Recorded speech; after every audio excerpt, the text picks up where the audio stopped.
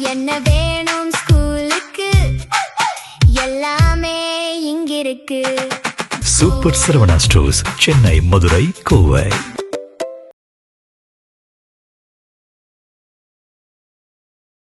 புதிய பொதுச் செயலாளராக ராசாவை நியமனம் செய்ய ஆலோசனை நடந்து வருவதாக தகவல்கள் வெளியாகி இருக்கிறது.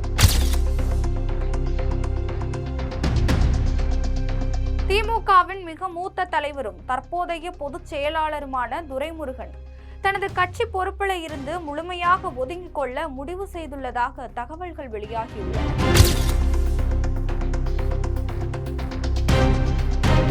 தோல்விக்கு பின் கட்சியை மீண்டும் தடம் பதிக்க வைக்க அடுத்த தலைமுறை மற்றும் சுறுசுறுப்பான தலைவர்களிடம் முக்கிய பொறுப்புகளை ஒப்படைப்பதே சரி என்று திமுக தலைமை முடிவெடுத்திருக்கிறதாக தெரிகிறது.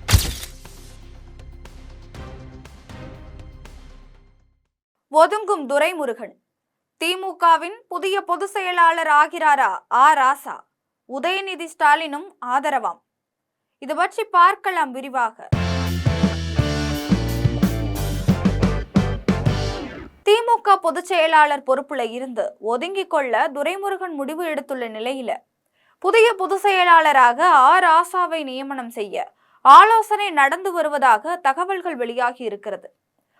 ராசாவுக்கு ஆதரவாக உதயநிதி ஸ்டாலினும் இருப்பதாக சொல்லப்படுகிறது.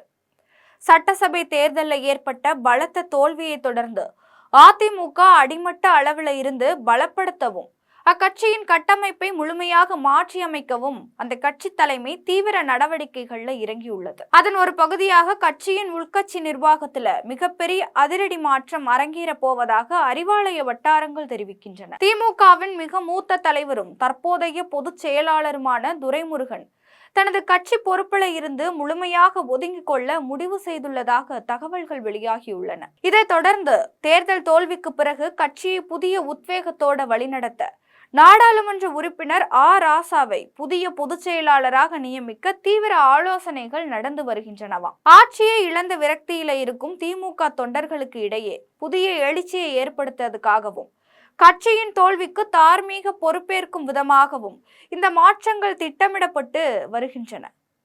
கட்சியின் மூத்த முகமான துரைமுருகன் வயது மூப்பு மற்றும் தேர்தல் தோல்விக்கு பிந்தைய தற்போதைய அரசியல் சூழல்ல உள்கட்சி பணிகள்ல தீவிரமாக செயல்பட முடியாத நிலை இருக்கிறது. இதனை கருத்தில் கொண்டு பொதுச் செயலாளர் பொறுப்புல இருந்து துரைமுருகன் ஒதுங்கிக் கொள்ள விரும்புவதாக கூறப்படுகிறது.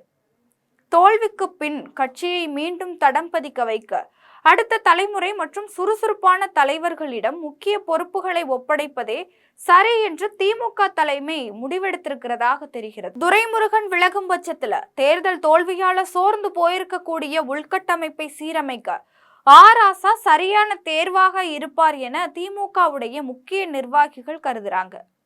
திராவிட கொள்கைகளை ஆழமாக பேசக்கூடிய ராசாவை பொதுச் செயலாளராக கொண்டு வருவதற்கு உதயநிதி ஸ்டாலினும் முழு ஆதரவு தெரிவித்துள்ளதாக நம்பத்தகுந்த வட்டாரங்கள் தெரிவிக்கிறாங்க.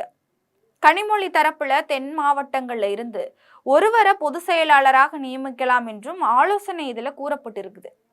இன்னொரு பக்கம் 60 வயதுக்கு மேற்பட்டவர்களை மீண்டும் திமுகவின் தலைமை பொறுப்புக்கு கொண்டு வர வேண்டாம் என்பதே உதயநிதி ஸ்டாலினின் கருத்தாக இருக்கிறதாம். இளம் தலைமுறையினர் கவனிக்கும் வகையில செயல்படக்கூடிய ஒருவரை பொதுச் செயலாளராக நியமிக்க வேண்டும் என்று உதயநிதி ஸ்டாலின் தீவிரமாக இருக்கிறார்.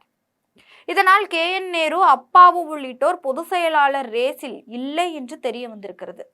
விரைவில் இது தொடர்பாக முடிவு எடுக்கப்படும் என்றும் தெரிய வந்துள்ளது. இது போன்ற அரசியல் தகவல்களுக்கு ஜெம் தொலைக்காட்சியுடன் இணைந்திருங்கள். நன்றி, வணக்கம்.